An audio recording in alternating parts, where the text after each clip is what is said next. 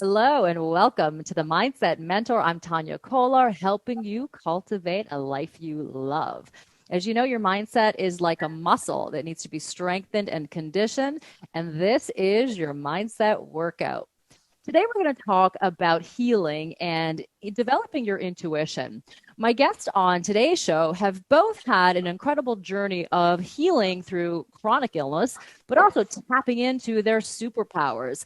And they're going to, delve into their personal experiences and also help you understand what your superpowers are. And I think it's so important for all of us to really get connected with the self and our source to understand intuition, because our intuition can be so helpful in allowing us to live a life that feels authentic and that feels good to us. So I'm really excited about today's show and delving into that. So I want to welcome my guest. I have Dawn Rockall, who has been practicing. She's a manual practitioner, and she's been, in the healing arts for over 20 years. She's also a psychic medium. So lots to talk about. And Caron Shepley is joining us. She is trained in kinesiology, yoga. She's an energy coach and an animal communicator. And I know probably many of you are thinking, what is an animal communicator? And it's a great question, because we're going to delve into that. And you're probably also wondering, well, what's a manual practitioner? So the good news is we're going to delve into all of that, and you're going to learn a lot. And, you can apply a lot of what you're going to learn to your own life. And really, that's the purpose of the Mindset Mentor, helping you cultivate a life you love. So hello and welcome, Caron Shepley and Dawn Rockall. It's such a pleasure to have you both here. Oh, it's great to be here. Yes, thank you for having us. Oh, it's a pleasure. So I would love to start with, your own journey. I know you both have experienced chronic illness, which of course can be absolutely debilitating, and really negatively impact the quality of your life. And you both have, done so much work and come to a place where you have found the blessing and the gift and have been able to move forward in a way that actually serves you. So I would love to talk about your journey of how you got involved in the realm of healing. And of course, then, we'll get into deeper, with your own personal experience. So I'd love to start with you, Dawn. And can you tell us what really for you was the impetus to get involved in, manual practicing and also the healing arts? Well, I've always been interested in health. I was an high-performing athlete when I was younger, and I decided to go to school for massage therapy. And then after that, I just kind of fell in love with medicine. And so I continued on and studied acupuncture. So I'm an acupuncturist. I'm a Reiki master. And I continued on to study a lot of osteopathic techniques like craniosacral therapy and somato-emotional release. So that's where the term manual practitioner comes in, is I use all those tools in my toolbox to treat patients.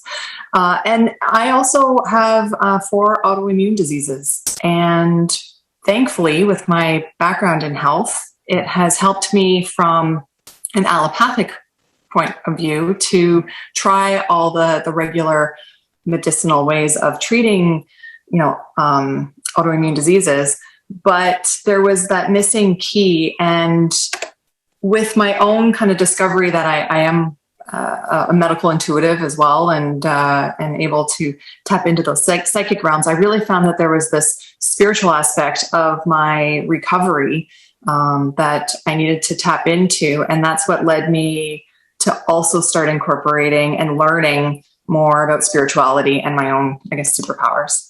Yeah, I love that. That's so beautiful. And I think that it's really important to find that balance from, the mind, body, spirit, right? That whole connection, and to have that harmony, because if one thing is out of alignment, then, sort of everything is off in life, and things become a little bit, challenging. So it's really important to find that. So that's wonderful. And I know that we will absolutely get more into that and, about your own experience experience with having 4 autoimmune diseases. And there's so many people today who are experiencing, health challenges, sensitivities, intolerances, autoimmune disorders through an environment or emotional, impact. So it's really important to really shed a light on that. So I thank you for being here to open up and to share your personal experience. And I'd love to check in with you, Caron, and talk about your journey as well and how that all started for you. And I know that, in the healing journey for both of you, you have connected in such a beautiful way. And I think that's really important because many people going through any type of illness tend to feel isolated, I think, sometimes, or they feel as though they're going through this alone. And it's so important. And you guys are a beautiful testament to that. You're not alone and you can get together and you can help each other move through that. So if you could tell us, Caron, about, your story of getting into the whole realm of healing. Yeah, well, my background is similar to Dawn's in a way. I was an athlete growing up and I went to university for kinesiology and pursued a career in that, mostly in the area of corporate wellness. And I met my husband at university, and he's gone on to be an Olympic coach in the sport of triathlon. So we eat, live, breathe, sleep like health and fitness and wellness. And that's been our life. We've been married 27 years now. And, and that's been our life. But over time, I gradually started to incorporate some of the spiritual aspects into fitness. So yoga, I was drawn to yoga at an early time when yoga wasn't really popular. And I think back, wow, that's kind of interesting that I did that, because at the time there weren't yoga classes I could go to, but I took a course about 30 years ago now. And so I've taught yoga for that period of time. And that helped me bring some spiritual elements into, the fitness aspect of what I was doing. And so I feel like my spiritual development was more on a slow burn up until recently. And what happened more recently was my sister-in-law was diagnosed with stage 4 colon cancer. And unfortunately, she passed. And, that I felt like she was trying to connect with me. And so that got me, into pursuing a spiritual connection in a bigger way. I got into mediumship because I wanted to connect with her more and others. But mediumship led me. What happened was, it was so interesting because when I got into mediumship and I was practicing, people would start stepping forward, people that had passed. But eventually it was mostly animals that started stepping forward. So people's pets that had passed. And I love animals. I developed with a friend of mine, a fundraiser called the Furry Friends 5K. It was a event series where you run with your dog. And over 10 years, we raised about $800,000 for animal rescues.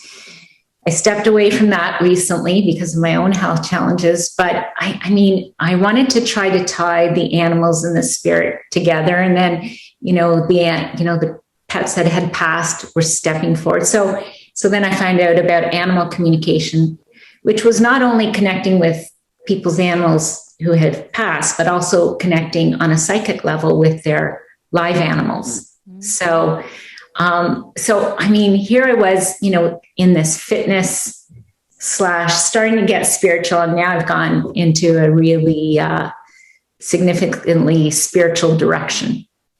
I love that, because that is truly, following your intuition, right? And that's part of having a growth mindset, where we can be open to new things and new possibilities and not sort of just shut everything down because it's not familiar.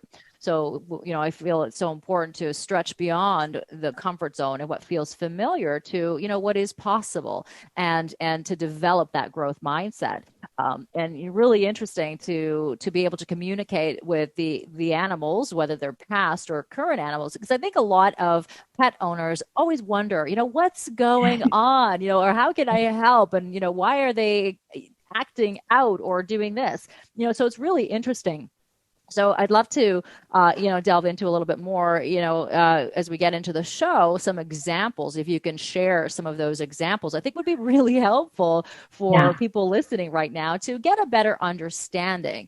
We all want to be understood, and our pets are really an extension of our family members. So it can be devastating as well to lose a pet. And so to be able to, connect with pets, or to connect with loved ones, can really help us to process what's going on. So let's talk a little bit about, the illness and your mindsets around how to manage that. Chronic illness, of course, can be absolutely debilitating, and it can cause depression. Right. All kinds of things. And, just sometimes the thought of that can be overwhelming, and how you're going to move forward. So I'll check in, with you, Dawn. And if you could tell us, how did you come to terms with having 4 autoimmune diseases, and how were you able to move forward and find, the gift in all of that? Well, I agree with what you said. Like I pretty much, growing up with these illnesses, and of course looking perfectly healthy and performing perfectly well, you definitely do feel isolated and alone, because a lot of times people don't understand that when I have a bad day or a down day, that it's actually rather debilitating. And so I often did feel alone, and so I did go through the phases of being depressed. I turned to an eating disorder and a food addiction to help cope. But eventually, when I started to think about why me, then I started to look at all the benefits and what has happened over the last couple of years. As I got sicker and sicker and sicker, I got to the point, like a breaking point, where I was like, enough of me trying to follow the rules or do what's right, or what I'm supposed to do. I felt this calling, and it felt like it was tied in with my health. And sure enough, I made some significant life changes, and I followed my gut and took a leap of faith. And then, living a really true, authentic life helped me recover significantly from my autoimmune diseases. And that was just a light bulb moment for me, where I was like, oh my goodness, maybe trying to be someone that I'm not might be making my symptoms worse. And sure enough, that's what I use now. Is I use it as my compass, where if I start to find that my symptoms are getting worse, or if my eating disorder tends to show up again, then I know that I'm not being true to myself, and I need to refocus and step up and do what I feel is best for me and my heart and my gut. So to me, it was a blessing, because I don't know if I would be here if I hadn't made those changes. And now I get to look at life, instead of thinking about, I'm in my 40s, where I'm supposed to be in my life, what I'm doing. It doesn't matter, because I don't know how long I'm going to be here. So I want to be and live the best life that I can. And so it keeps me focused on that, rather than what I should be doing or thinking what I should be doing. Yeah, I think there's so many people that are caught in that trap of trying to make other people happy, and really forgetting themselves and getting lost in everything. And their identity is just, now it's not, it's not authentic. And so to be able to be vulnerable and to, really sort of step back and then get back into that authentic self, I think, it takes courage. It's not easy sometimes, right? It can really bring up a lot of stuff, a lot of things that, we've suppressed throughout the years that, of course, can cause emotional and physical symptoms, right? And I think that is so key, is to be able to recognize that. And that's part of that intuitive nature. So for you, Dawn, was that intuition, was that something that you had to really develop, or was it sort of a natural thing for you? Was it something that you've always had? I've always had it. I've been lucky that it's always been there, but it hasn't been always accepted, right? And I think that was a big part of it, was that I did suppress so much because in our regular lives in this world, it's not necessarily accepted. It could be taboo, and it's misunderstood, and oftentimes people find it scary. So it's one of those things where there's not a lot of people who understand, who are open to it. So I suppressed it for quite some time, until just a few years ago when I felt this calling to really step it up. With my practice for 20 years, I really practiced intuitively. I listened to the body. I'd have conversations. People would come into the room. But I did it in secrecy. It was only just the last couple of years where I've actually come out and talked more about what it is that I do and what I see. And it was actually Caron was probably the first person that her and I we were paddleboarding one day, and we both kind of talked about, I think it was tarot cards or something. And we both realized that we have this interest, but it's been something that's been so quiet and suppressed. And she was wonderful. I opened up about what it is that I can do, and with little baby steps, because I have been shut down or looked at rather crazy like. And she wasn't. She was warm, she was welcoming, and she was interested. So that's kind of where we started our journey together, talking about the supernatural and the metaphysical.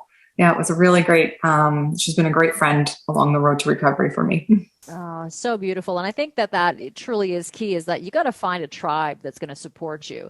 And I totally understand what you're saying. When people, they don't get what you're talking about, that's just not where they're at. And that's okay. Not everyone's going to agree or understand. But I do believe that, it's important for us always to be true to ourselves, speak your truth, and be okay with sharing things, even though others may not receive it the way that you would hope that they receive it, right? But at least if you can put it out there, you will find some of the people who can support you, like Caron was able to support you, and you support each other. And so, Caron, I'd love to talk to you about your intuition and how that sort of relayed in your healing journey. And of course, also the connection between you and Dawn, and how you were able to receive that information and support her. And also, I'm kind of curious, did you realize that you were supporting her in her journey?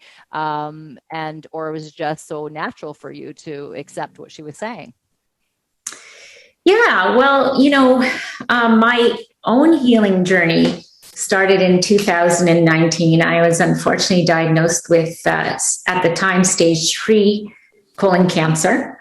And about 6 months ago, unfortunately, that got upgraded to stage 4 when they found some metastasis to my lungs.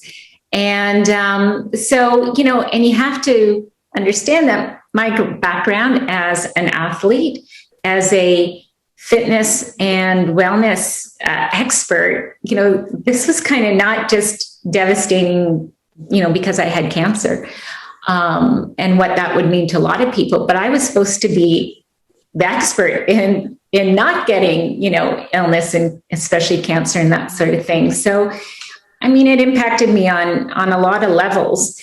And at that point, Dawn and I had become quite close. We had shared a lot of our thoughts about spiritual things. So I have been using my intuition all along the way to decide what treatment path, whether it's allopathic or alternative choices, would be best for me. And I think a lot of people look at that as a little odd. It's amazing when you get an illness like cancer that a lot of people want to step forward and tell you what you should be doing or what you shouldn't be doing, right? But I know that my intuition is steering me in the right path. And that path may not be the same for someone else. But, with Dawn, and I knew about her for autoimmune diseases, it was at that point where, we had already connected on so many different levels that we all of a sudden realized one day we're going through a similar healing journey, and, different illnesses, but very similar, and a similar journey in terms of our spiritual evolution. So, at that point, we started to kind of support each other more. And, eventually we thought we're supporting each other so much. We need to support other people out there that are going through something similar. And, because I felt that I was alone because, although there's a lot of people that have cancer, I'm kind of approaching it in a different way. And Dawn felt that as well. So we thought this is the time to put, our journeys, our stories out there. And that's when we created the Spiritual Superpowers YouTube channel. Beautiful. And, again, I want to acknowledge you and thank you for opening up, being courageous, and sharing your story. Obviously, to have a medical diagnosis as you've had is going to create a lot of different emotions. And, a lot to deal with, and it's a lot to process. But I truly love that both of you have taken your experiences and are now helping others through their journey. It's so key that we all learn a lot from each other, and it can really help someone. It could be one thing that you've said or done that can be such a beautiful example to somebody to really change the trajectory of their life. And I think it's so important to continue to have these conversations. And, we will continue the conversation. We're going to take a tiny break, and we will be right back here with more, on the Mindset Mentor on Sauga 960. Stay tuned. We'll be back. Well, hello, and welcome back to the Mindset Mentor. I'm Tania Kolar. Today we are talking about developing our intuition and healing. So important that we can tap into our, intuitive powers and our abilities to actually help in the healing process. My special guests today both have their personal journeys, dealing with chronic illness. So, Dawn Rockall has, been, dealing with 4 autoimmune diseases, and Caron Shepley just shared with us before we took a break her personal experience of, dealing with cancer, a very aggressive stage of cancer.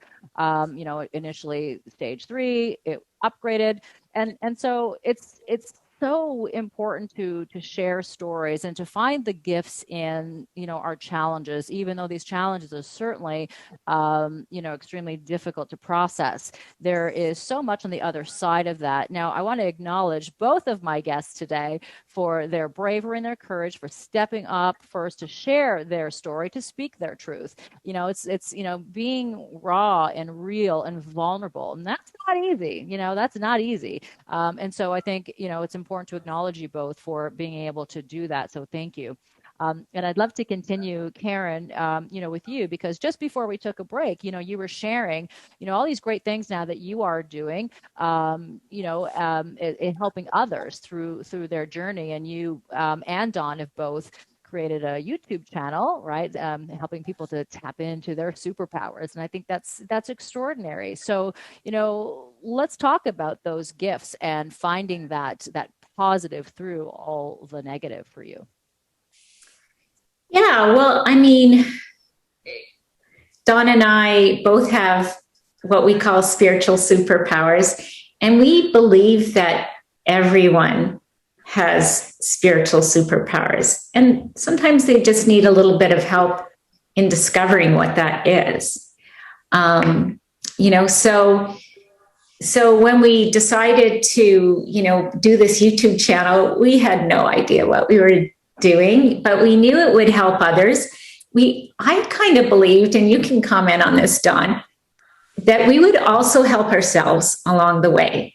And I really feel that that has happened. We've met some amazing people, like yourself, Tania, and,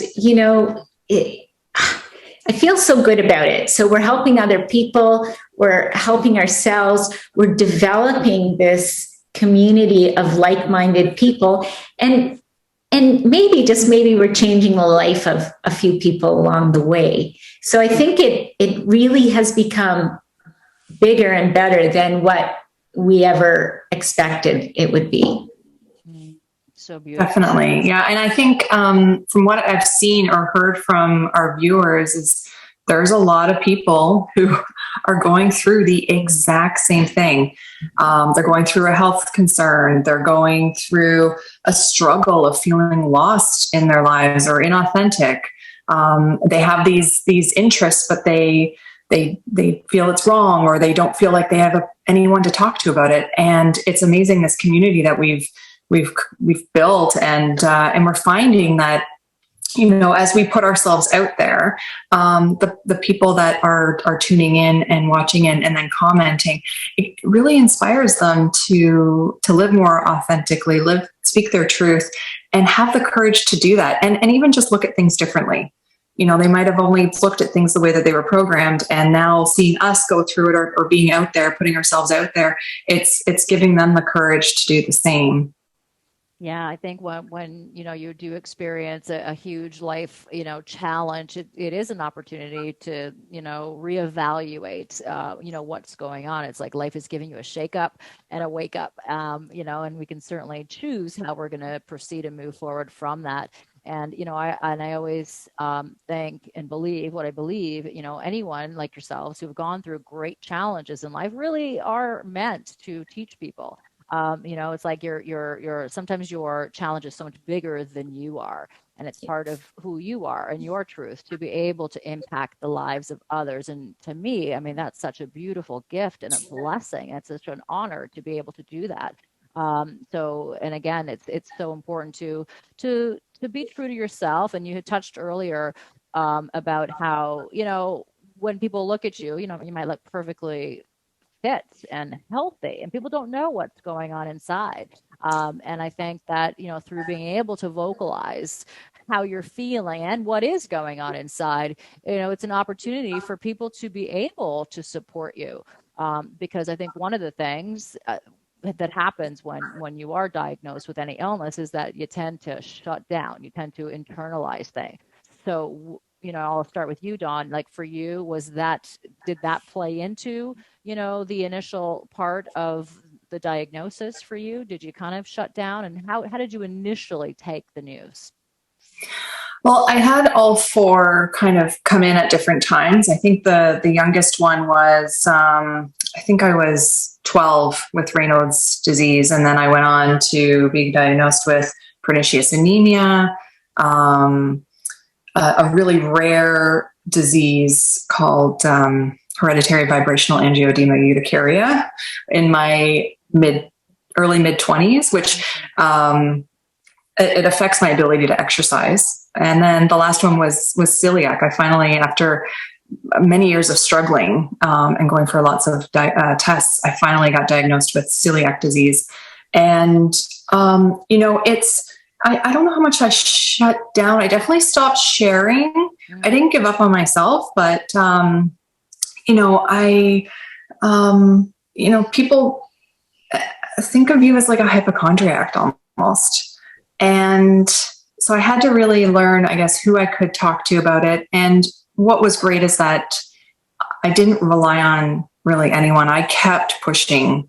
I kept trying different things, coming from a health background. I knew that there were options. I knew that I didn't need to live this way, that I could live to the best of my ability with having these diseases. And so I just kept going on my own. So I think it built that kind of strength for myself. I didn't really shut down, other than I just was cautious as to how much I shared. And you know what? Actually, now that I'm thinking about it, I probably pushed through a lot too. I made it look like I was a lot more healthier on the outside and just kind of shoved it down. so that I wouldn't be as obvious, I think, to people as not being well, which did definitely lead to me becoming more and more sick. If I'm not taking the time to really listen and honor my signals in my body, then that did unfortunately compromise things. Yeah, yeah, absolutely. It's really important to, allow those experiences to come up to the surface, right? Those feelings and those emotions, what's going on. Even though people don't receive it, again, the way that maybe in the most supportive way, then you can find other people who can help support you. And whether that's a support group of people actually going through a very similar experience, or just, people in your environment, friends, that you can find, because I think having a support system is so key in allowing us to not feel so isolated and alone, and that we've got this big burden and this weight on our shoulders that we're carrying, and especially in a time where you need that support, right? And Caron, for you, what was it like, and what is it like around with your support system? Do you have a tribe that is supportive and can really, provide you with that extra support that you need on those moments where you're not feeling, at your best, and maybe, you're not feeling so positive? Yeah, well, it's interesting. Being a health and fitness expert, again, it was like, it was hard to come out of the closet and say, oh, I had cancer. I mean, that it was a little bit of a tough thing to do when you're supposed to be the expert in the area of health and fitness. And, and even, in terms of my business, that's what I did. So, it took a little while at the beginning, but I would say I have a great support network. Don being, one of the biggest supports. My husband, he's been so great. And I know that, it's stressful on the people that are closest to you because they feel a lack of control. So my husband's being so great. I'm so fortunate. I have an identical twin sister. And she's been great, and her husband. I mean, and then I have friends, that are really, really supportive. But at the beginning, I felt like Dawn did, that, you have to present this version of yourself that's maybe stronger than you really are. And, so that took a little while when I was first diagnosed, and I went through a few surgeries and that sort of thing. But, I remember, I came out of the hospital after my second surgery, and I had been doing animal communication, kind of, in the closet, kind of on the sly, just with friends and family and people I knew I could trust. And, when I left the hospital, I thought, you know what? I'm going to step out and do this professionally now. I know I can do it. And I don't know, it was almost like being, in this really low place, from a health perspective, that pushed me so much higher in a spiritual perspective. So that was kind of cool. And then, when I got re-diagnosed, we're in the middle of COVID. It was easy to retreat, and have no one know other than my really close inner circle. But I'm just starting to come out and talk about it now. And I don't know why. I guess I have trouble. I'm learning to, take care of myself, and because I have to now, but I'm still working on the guilt side of, putting myself first. Yeah. So that's something that I'm working on. I think a lot of people, women in particular, they're always, taking care of everybody else in the family, and it's like they're last on the list. And so to put yourself first does feel, guilty, but it's such a beautiful thing. And, because when you can put yourself first, you can really give everybody around you the best version of yourself, and that's a beautiful gift, right? It's like the ultimate role model. And it is tough. It's a challenge for so many people. But I think if you can start small, be uncomfortable, be okay with being uncomfortable when it doesn't feel good. It doesn't feel like, oh, it's scary. I think if we can try to push ourselves, right, we can really get to a level that we can start to be truly authentic and live our best life, no matter what the circumstances of life are. And something that you talked about earlier was that, you're in this health field and, you're not supposed to get sick, right? And so to be able to deal with that, that's another challenge. But at the end of the day, we're all human. Right. Absolutely. And so, we're not impervious, no matter how much work we do on the body, on the mind, on the spirit, we are faced with challenges, right? That's just a part of life. We can't escape this planet without having those challenges.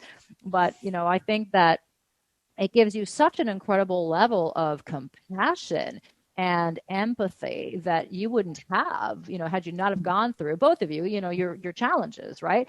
And so it's a new way and it's a new level of communicating with people. So I think it's, again, such a beautiful thing, and that you both are, helping to facilitate others through their journey.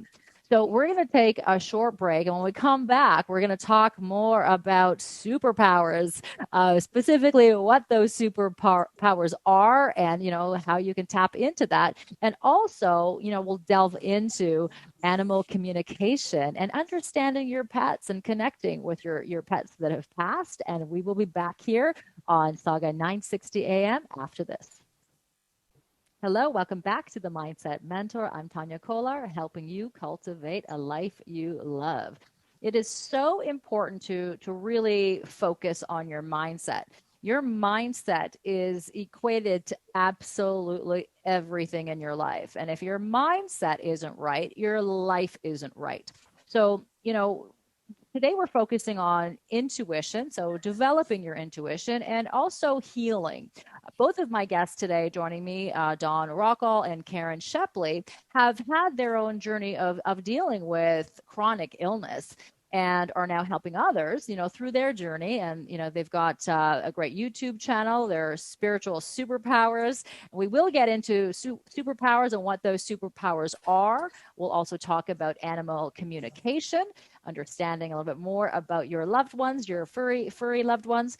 And, I just want to check in with you, Caron, and touch on the fact that how you really changed your mindset or used a very positive mindset to move forward. I think one of the things that people really get trapped in is the need to know why. Why has this happened to me? Why is this illness here? What have I done? Right. And you had talked about, being in the healing world and all of a sudden going, well, wait a minute, why am I getting this? I shouldn't be getting this illness. Right. So let's talk a little bit about that and how that impacted your mindset.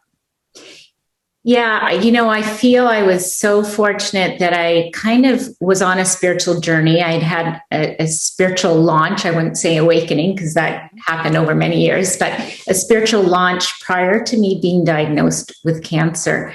And I'm really grateful for that because every step of the way, I concentrate on what this illness is teaching me from a spiritual standpoint. I'm tapping into my intuition all the time to, guide me along the way. And so I never feel down because I know there's purpose to it.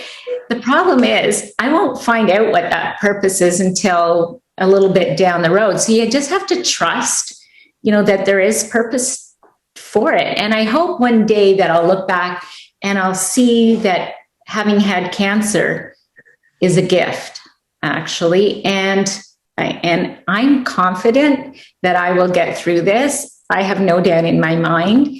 I'm trusting the journey. And I know a big part of it is just helping other people manage their own chronic illness. So that's the way I look at it. And it's made it a lot easier. beautiful. And, that's not really such an easy thing to come to realize, right? And I think that's a great inspiration to others who are maybe finding it really challenging and to process everything, but know that it is a process, and it's okay to feel those moments of feeling down and not accepting it. But I think you do have to come to terms with the situation and what has happened so that you can move beyond it. A lot of people are in denial or again find it really hard to move beyond why this has happened. So to be able to get to that realization that you believe that this is a gift and you will find it. Maybe it'll take a while, to find that gift, but it's so beautiful and hopeful to know that, you will get to the other side of that. And there's always a blessing in all of our life challenges, including the extreme life challenges. But as you say, it takes sometimes a little bit of, delving into and time for sure, for that to pass.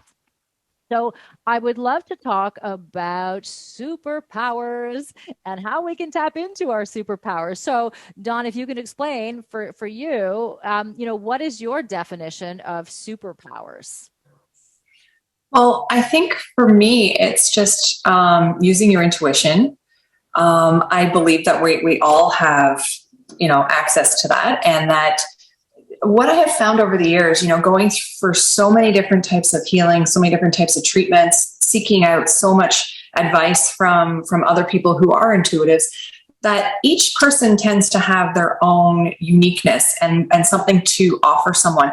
And sometimes that matches really well with me, and sometimes it doesn't. And then same with Caron, when we were talking about some of the treatments that she's tried. Some of them worked really well for her and some of them didn't. And it didn't always line up with what worked for me and what didn't work for me. But it was neat to see how these people have different things to offer. And that also kind of led us to look into our own abilities. I mean, Caron already touched on the fact that she is really good at communicating with animals, and she, even doing mediumship, naturally had animals come through. Now, I can look at my animals and kind of know what they want. They want to go outside. They're hungry, they want to play, but I don't speak to animals. I've tried different types of divination tools, like divining rods. They don't work for me. So these are like things that I have tried that don't match me. But then I've also discovered that I'm very lucky. I'm a natural medium. I'm a natural medical intuitive, so I can speak to people on the other side who have crossed over. I work a lot in psychic investigation, so I'm one of those ghost hunters that can tune into the entities and the energies in a dwelling, on a person, or, like I said, crossed over. So I have that a strange ability to just naturally know what needs to be done to clear someone's energy or clear the space of a land or of a dwelling. So it's kind of neat to try different things, see what you're naturally drawn to, and see what comes easy to you, and then just trying to add on to that through practice. Beautiful. And do you have any advice for somebody who is interested in developing their intuition and maybe tapping into, psychic abilities or what have you? Any advice as a starting point? Yeah, something that you're interested in. Just, if you find that you've been curious about pendulums, go grab one at like a local metaphysical store or order one online and look at some YouTube videos and play around and see what it is. But when it comes to, I actually do some consulting for people who are interested in trying to, either psychics who are looking for the next step, or for people who are interested in starting out. I do a kind of a psychic reading with them to see what their energy is telling me, or what their guides are informing me that might be the next step for them. Just tuning in for regular people, though, if you don't want to get into any type of psychic work, learning to listen to your intuition. When you get those hits, like all of a sudden you're thinking of Tommy, well, reach out to Tommy and just say, hey, you've been on my mind. How are you doing? It's quite interesting to see how at that moment you're like, oh my goodness, well, funny enough, I was just thinking of you, or, oh, I'm going through a rough time, but you know what reminds me, you've been through this. Can you help me with that? listening to the signs of the universe. There's a lot of signs that we don't quite pay attention to, whether it's numbers or animals or, feathers, dimes. There's a lot of signs out there that